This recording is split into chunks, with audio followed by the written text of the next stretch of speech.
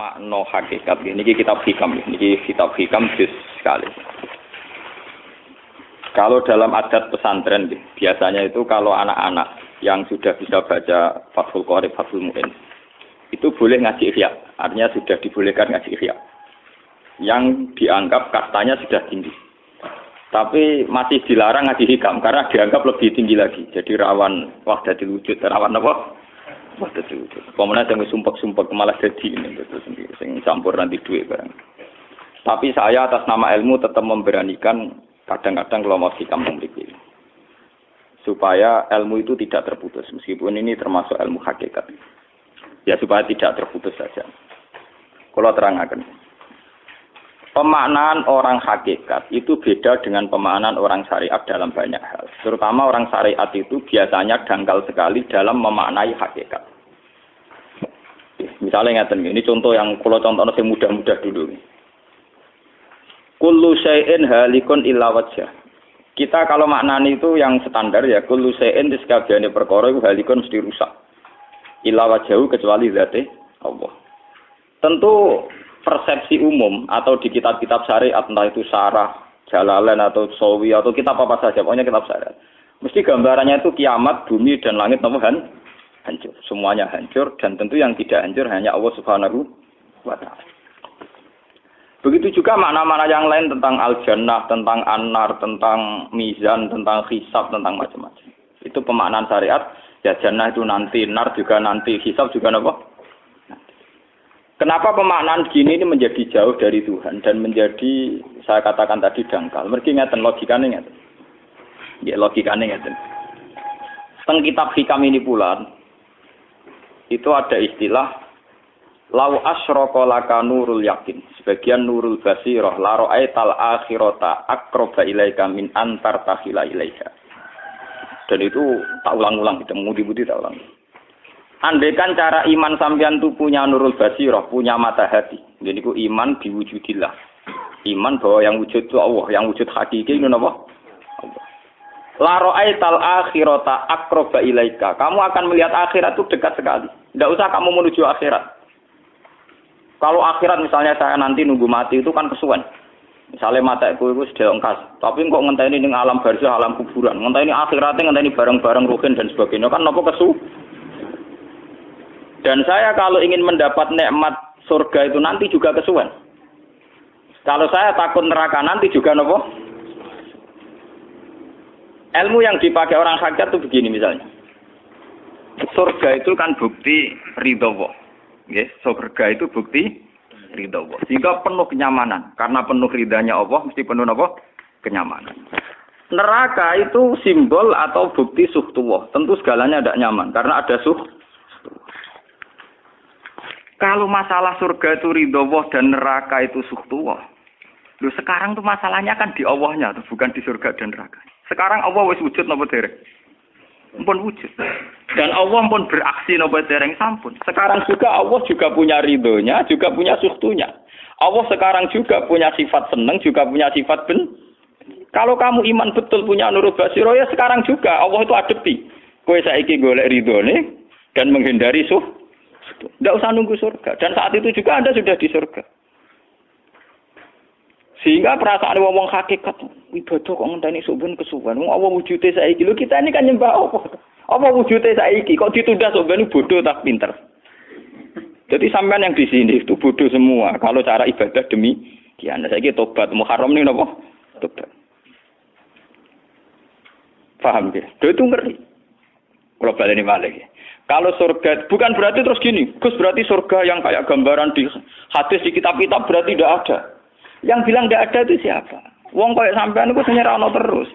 Sing ora ono iku pamahaman, dadi utek tem sing ora ono iku ora kok masalah swarga dan apa. Lho coba, surga itu kan bukti ridho Allah, neraka suhtullah. Allah kan sekarang sudah wujud toh. Wujudnya Allah nunggu surga apa enggak? Enggak kan? Dan ridho Allah itu sekarang juga terjadi. Suhtullah juga sekarang juga. Mbok buru sekarang, mbok dicari sekarang. Ridho Allah mbok dicari sekarang. Yaitu seperti doa-doanya Satul Qadir, ilahi ridhoka matlubi. Ilahi anta maksudi wa ridhoka apa? Matlubi. Ya karena ya ilahi. Ya sudah berarti benar-benar dimulai sekarang. Sehingga kayak saya sendiri, nak umat ilmu hakikatku, kayak aku apa ibadah haji kayak kesuwen. Apa mulang sampean ya kesuwen. Mbok sesuk apa mergawe ya kesuwen. Mergo paling banter logikane ngeten. Misalnya saya dari rumah, semulang Mustafa Ruhin goblok-goblok nak menawa ibadah. Iku kesuwen. Kesuwene ngeten. Engkok mulang ning Ruhin wis kasil mulang ya golek ridane Allah. Padahal mulai saya niat juga sono ridane Allah. Saya melangkahkan kaki ya wis ana Allah sono ridane. Sehingga mulane Kanjeng Nabi ngendikan niatul mukmin khairun amalihi wis niat tok wis amal mergo kontrake sampai pangeran sing wujud terus. Setiap detik, setiap saat, setiap khotbah, setiap langkah wis kontrake be Allah terus. Jadi ya misalnya rasidul lah ora apa-apa, apa mulang Ruhin rasidul ora apa-apa, apa ngekek dhewe Ruhin rasidul ora apa-apa. Mulane cara Kanjeng Nabi wong niat apik ra sida tetep ganjaran mergo kontrake sampe pangeran Allah wis wujud. Sedekah ben sing rung sida paham. Iku wis ditulis sida. Paham. Ben sampean ngerti sirine hadis kenapa niat saja ditulis ganjaran karena niat itu artinya orang sudah mengkontrakkan diri, mengikat diri dengan Allah yang setiap saat wujud juga dan saat itu juga wujud. Jadi kamane kados kula misalnya kepengin haji. Gusti berhubung haji perintah jenengan nggih kula kepengin. Tapi saya sekarang juga mulai ibadah. Nggih, mulai napa? Ibadah karena saya tahu golek haji ya ridane Allah. Sekarang juga ya ridane Allah. Dari ridane Allah dalam konteks sekarang mungkin saya ngajar. Mungkin nak koyo Ruhin nyabari melarat dan mungkin terus begitu itu ada terus. Ujung-ujungnya kepen sugih kepen sedekah. Kepen sedekah diridani pangeran kan begitu. Lah zaman iki melarat ya ono carane diridani pangeran, sabar ngempet. Mau ono juga. Jadi rasa kesusu paham kan. Berarti itu memang begitu. Orang hakikat tuh enggak pernah kesusu. Itu jenenge wal asri demi waktu. Jadi semua waktu itu padat dengan amal. Mergo zaman kiri untuk ridane Allah lewat jalur sabar. Zaman sugih untuk ridane Allah lewat jalur sedekah ikhlas. Paham nggih? Zaman bingung diusir bojo ya misalnya ya lewat sabar. Zaman bojo mesra ya lewat rahmat. Pokoknya ono terus. Sehingga wal asri ini padat. Innal insana lafi khusr. Manusia selalu rugi illal ladzina amanu kecuali saat itu dia iman, saat itu dia sholihat. Jadi kalau orang hakikat maknanya ya kecuali saat itu dia iman, kecuali saat itu dia sholihat demi waktu. Demi waktu ngenteni sampean kan terlambat paham nggih. Iku nak oleh maknane wong napa? Hakikat. Dan itu rumangsaku luwih cerdas. Karena dari awal ilmu hakikat dianggap kastanya di atas napa? Syariat. Jadi sampean malah enak, jangan ngaji kula enak, dadi mulai koma wis ibadah. Delik-delik kok bojo ben iso ngaji wis mulai ibadah. Ndak apa-apa, menghindari kebatilan demi barang hak itu ya ibadah. Itu sudah bagian dari. Menarik sampean terima sampean. Sak kula mawon niku wis biasa. Jadi Gus kok amen lunga-lunga. Lah terus piye hukume iku piye? Ya hukum. Lha kalau ada cerita. Kiai Arwani top-top kiai. Kiai Quran top-top ra Kiai Arwani. Ini bapak menangi Arwani melarat. Itu kalau beliau ngajar di rumah. Jadi sempat beliau itu ngajar di rumah. Itu kalau bunyainya itu agak kereng. Bawa urusan belanja bawa apa agak kereng. Cung pindah ning masjid ae.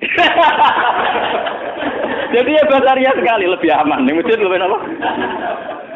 Jadi kabeh kiai tahu sok enggak ngaji ning omah ben barokah. Tapi ketika suasana tidak kondusif. Pindah. Momennya ditambah mertua barang dunia. Bojo tok wis problem. Momennya tambah mertua tambah IP. Mulane mubalek ku PD-PD mergo pidatone ora ning area terlarang. Tambah PD mergo ora konangan. Ning areane dhewe bar. Dia nak gadah bojo kudu sakinah mawaddah rahmah dari bojone mencampen. Lah nek kenapa mubalek mlepuk mergo jauh dari area. Sing ngono tok kuncine ngoten. Tapi kalau orang hakikat itu ya gak ngeluh. Ketika bojo grundel kowe rido mek kodok kodare pangeran ya ibadah. Berhasil melalikan diri ya napa? Akhirnya berhasil ngaji ya napa? Karena Allah itu wujud di setiap langkah kita, di setiap detik kita, di setiap nafas kita. Lah kalau wujudnya Allah di setiap detik kita, nafas kita, kenapa nunggu nanti-nanti? Sebab itu sedekah Rasulullah ketika Nabi ngendikan, ya mulai niat itu dihitung. Nah wong saiki wong intelektual kabeh. Bagaimana mungkin belum aksi nyata kok sudah dihitung ora roh pangeran, paham nggih? Paham nggih wong-wong ora roh pangeran. Dadi intelektual ya kudu tobat, paham. Bagaimana mungkin niat belum aksi nyata kok sudah dihitung? Jadi nak goblok ora rasa disyariat. Nek wis goblok ditulis ning koran dadi buku. Wong goblok kok disyariat. Wong dari awal Nabi ngendikan dimulai niat. Maksudnya niat itu niat amal soleh lillahi ta'ala-nya dari awal transaksinya dengan Allah Subhanahu wa taala.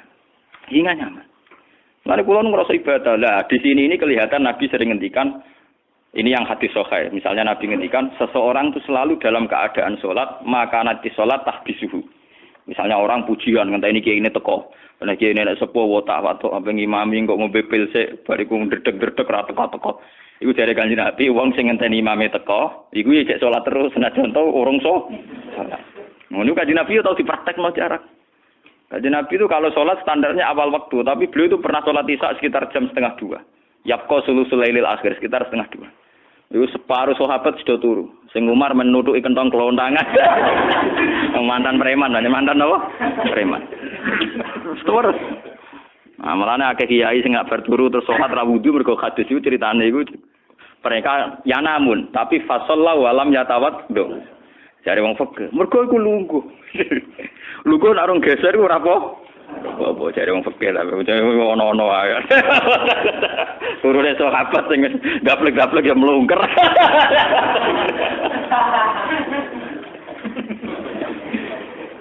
Nek Kanjeng Nabi rawuh santai. Kenapa kalian masih menunggu? Ya karena nunggu sholat engkau ya Rasulullah. Kamu mulai tadi juga sudah sholat. Karena sampean menunggu demi apa? Sholat. Biasanya kita dicatat sedelok. Mereka nunggu terus sholat. Mau dicatat mulai mau nganti saiki. Jadi hari ini pahala kamu lebih tinggi. Nabi tenang. Ya memang begitu. Sehingga kalau wal asri innal insana lafi khusrin demi waktu itu tidak ada ruginya. Misalnya saya juga pernah melarat. Rogen ya tahu melarat nganti saiki misalnya. Artinya saat kita melarat kan duwe niat, aku nak sugih pe sedekah, aku nak alim pe mulang. Niat dihitung ganjaran. Ketika kamu real, yang sekarang real kan ngadepi kekerean terus kowe sabar ya ibadah. Jika ora kemrungsung aku ibadah ngenteni sugih. Begitu juga yang ingin haji. Ditakdir apa haji, tapi ketika dia ingin sudah ditulis ganjaran. Meskipun takdirnya dia tidak sempat haji sampai mati. Tapi per detik dia tetap berdialek dengan Tuhan.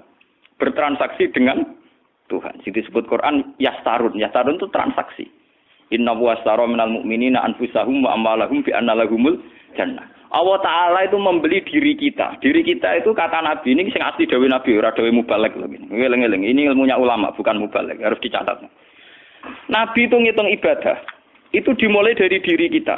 Ngendikane pangeran inna wastara minal mu'minina anfusahum. Allah membeli diri kamu. Diri kamu itu ya organ kamu, sel-sel yang ada di kamu, saraf-saraf kamu, semua yang ada di tubuh kita. Karena apa? Dalam desain Tuhan dan rencana Tuhan, sekiranya pangeran kemana madun di bathuk ya gue sujud. Duwe lesan ya gue mulang. Mertua duwe lesan ya gue ngandani mantu. Mantu ya gue takzim mertua. Pokoknya dalam desain Tuhan begitu.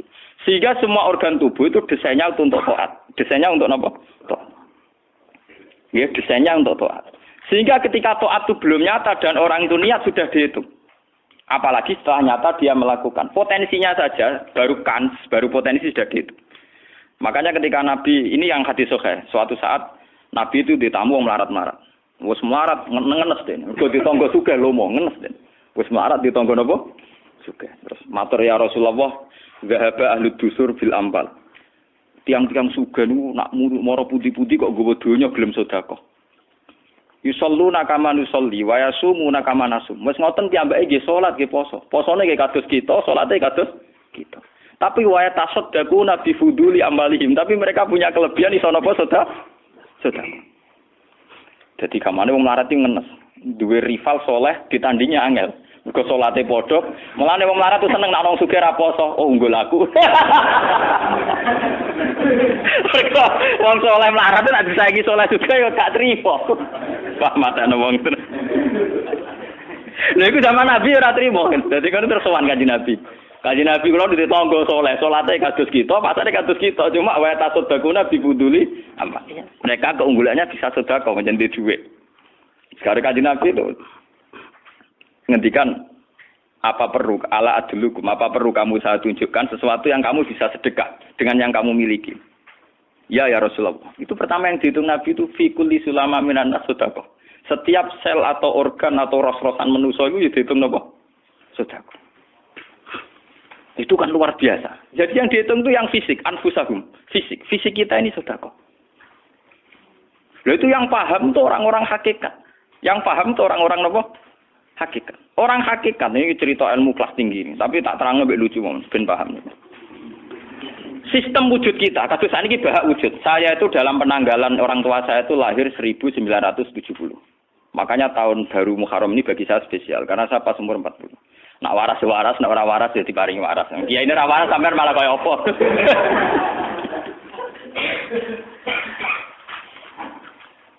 Kalau dalam teori ilmu hakikat, sebelum tahun 70 berarti status saya kan ala Adam tidak ada.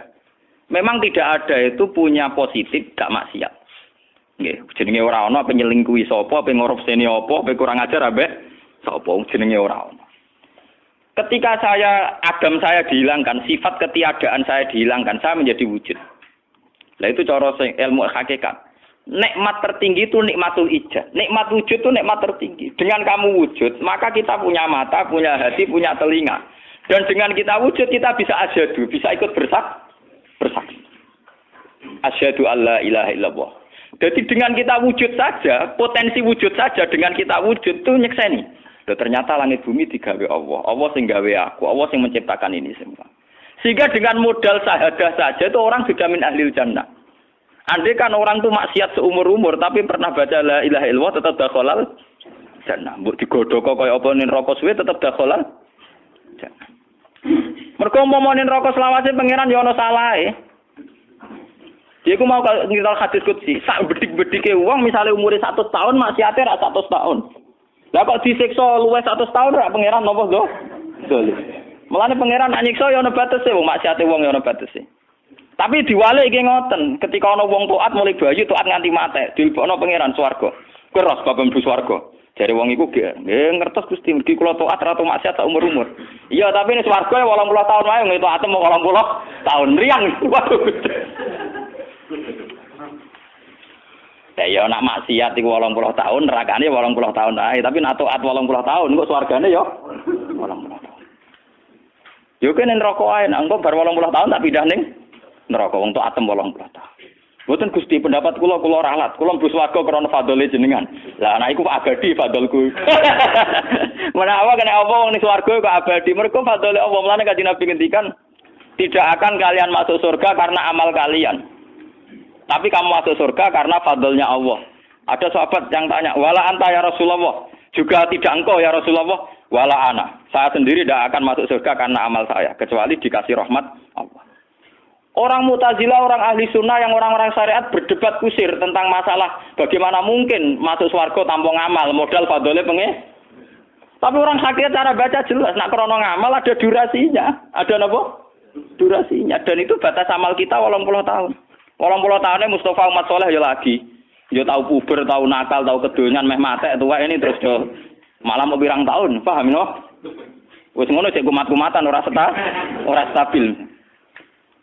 Nyatane ora ana cerita ning swarga pas saat ya kok swarga, eling ra stabil dak kon neraka kan ya mboten enten.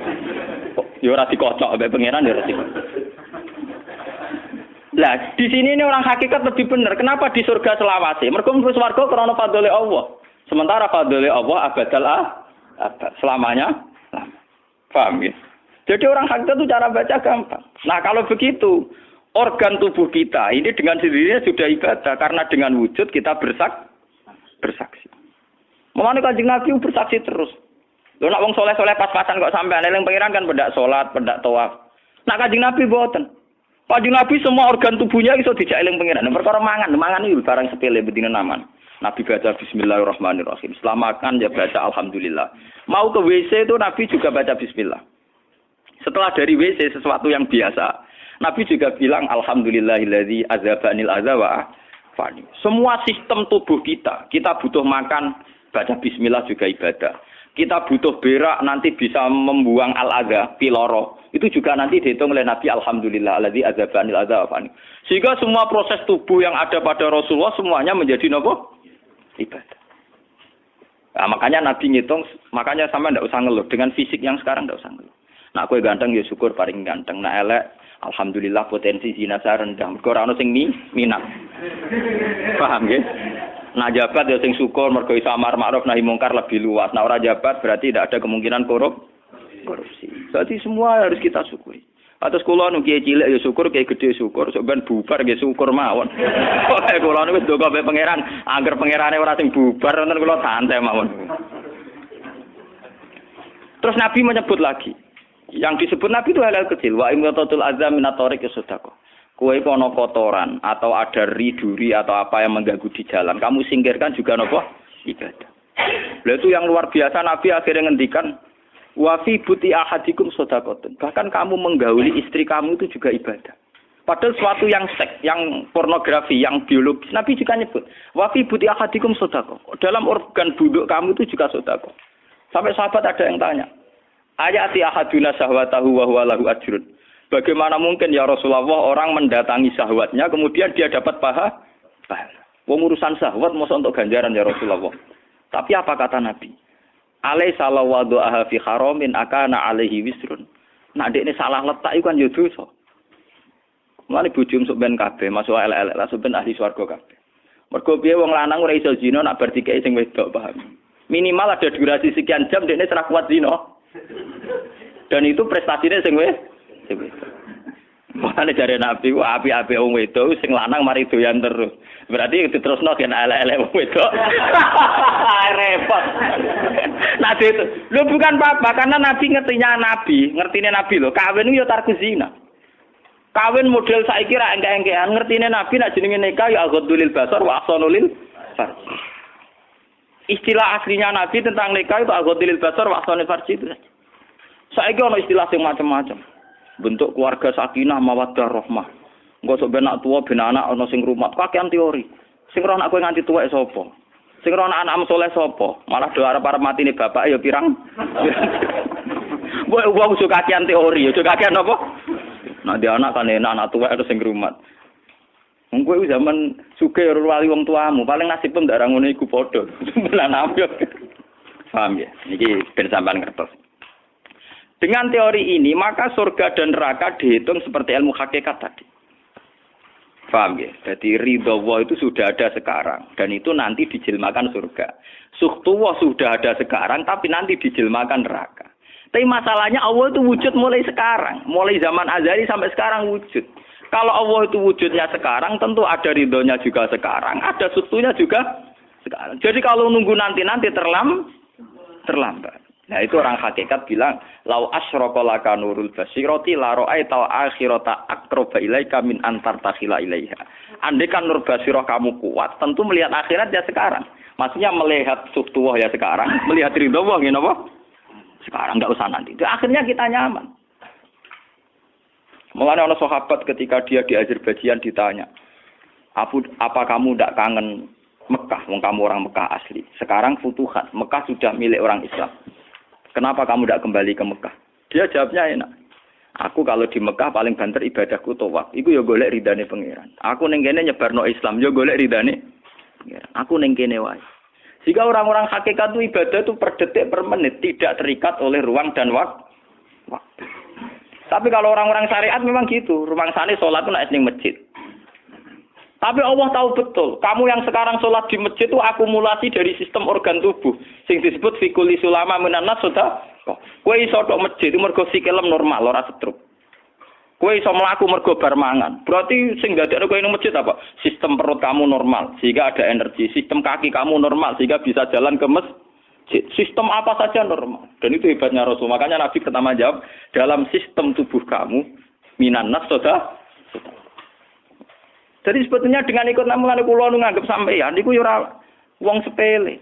Cara pantes itu tak anggap pali kaya kula. Gara-gara niki sebetulnya kalau bisa manfaatkan tubuh sampeyan yang meskipun bentuknya juga tidak jelas, itu sudah wali. Cuma tingkat sahaja Anda terhadap Allah ini yang rendah sehingga sawangane yo mau onggokan daging sing kluyar-kluyur ngono wae, paham nggih.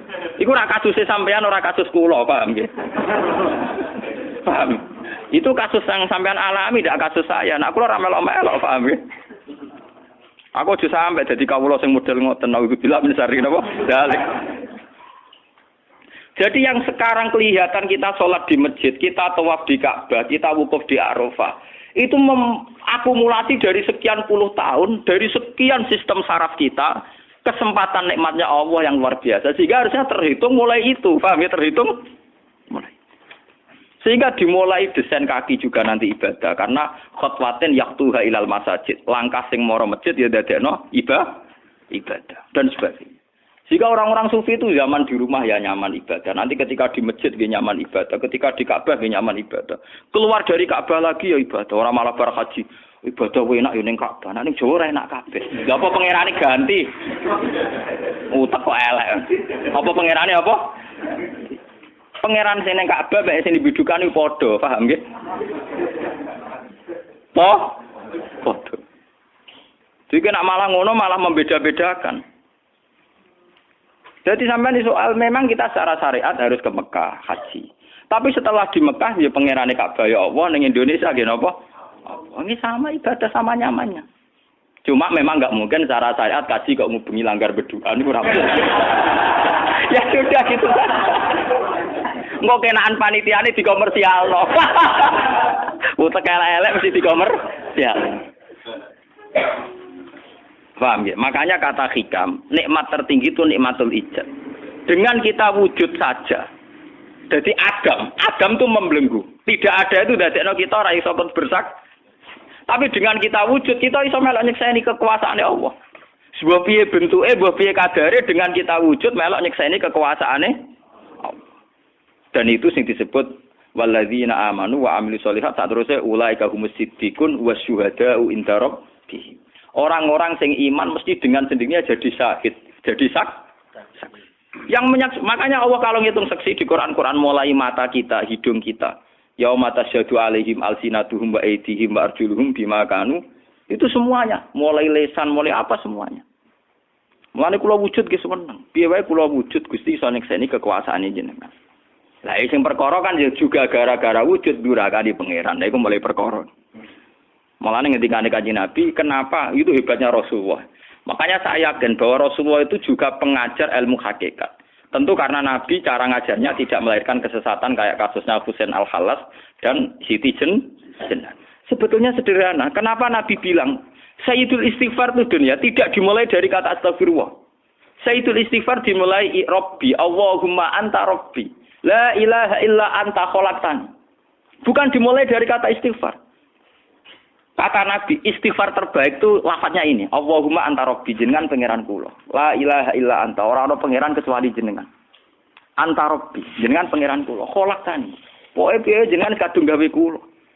Resiko nek gawe kadang kula nggih maksiat niku. Dadi piye wae madun maksiat, rukin maksiat piye mergo kadung di munggo ora ana ya ora maksiat. Jadi kamane pangeran yo rada keteror, waduh. Istighfar model neror. Iku dari sarah-sarah hadis kok ono piye wae maksiat itu perkarane wujud. Meskipun piye wae taat yo krana Jadi cerita sik mbek pangeran. Gusti, piye wae jenengan kadung gawe kula. Tapi harus jujur. Makanya orang-orang yang pernah maksiat itu harus jujur kados kula. Nak niru kados kula. Dia istighfar itu jujur. Malah kula boten seneng. Muni astagfirullah kula boten seneng. Itu nanti menjadikan orang itu pesimis dan hubungan dengan Tuhan itu negatif. Kesane kita hanya dosa saja. Kowe nak wiridan asura ping 100 kula boten cocok. Ping 1000 boten cocok. Mun sampean kula ijazahi, piye wae iki hadis sahih. Kata Nabi itu sayyidul istighfar terbaik. Harus dicatat itu dawuh Nabi itu istighfar terbaik. Kalau sampean astagfirullah saja itu nanti kalau jenis-jenis orang yang kuper atau yang pesimis. Ya Allah Gusti dosa tok kula teng donya dosa tok. Kapan kula saged jenengan tampa tobaté? Sehingga dekne bayangno pengenan tampa tobaté ya kangelan tenan. Terus dekne oleh istighfar nganti nangis sawangane wujude dekne penting. Padahal ya ora penting blas. Tapi kalau yang diajarkan Nabi ndak cara ngendikan gini. Anta Rabbi la ilaha illa anta khalaqtani wa ana abduka. Kula tetep kawulane jenengan. Wa ana ala ahdika wa ahdika mastata'tu. Selagi kula mampu kepingine kula nggih anut perintah jenengan. Dan yang saya paling tertarik itu kata gini, Abu ulaka binikmatika aliyya. Cek gendo kaya apa Gusti kula urip teng donya. Cek kula gendo cek napa, kula tetep urip nggawa nikmate jenengan. Jadi tetap melihat positifnya dulu. Misalnya kowe tahu mateni wong, tahu zina, tahu maksiat apa saja. Piye wae kowe wujud. Nak kowe wujud tahu mateni wong, ya iso dosa nyelametno nyawane wong, kaya kasus Sayyidina Umar. Ya Rasulullah, sebagaimana zaman saya kafir banyak merugikan orang Islam, saya bersumpah setelah saya Islam akan banyak merugikan orang kafir. Begitu juga Khalid bin Walid. Ya Rasulullah, saya banyak membunuh orang mukmin, tapi saya bersumpah setelah saya Islam akan banyak membunuh orang kafir. Begitu juga sahabat-sahabat dulu. Artinya dengan kita wujud, potensi kita saat dosa itu ya iso apik. Jika cara ngendikan abu laka bini ematika alayya. Piye mawon Gusti kula sowan jenengan tetep nggawa nikmate jenengan. Lho sowan jenengan dalam bahasa ilmu hakikat dimulai sekarang lho ya. Jangan salah paham nanti akhirat oke. Lho imang kan bahasa ilmu hakikat tuh dimulai sekarang juga. Pangeran wujude saiki pentene sampeyan goblok paham.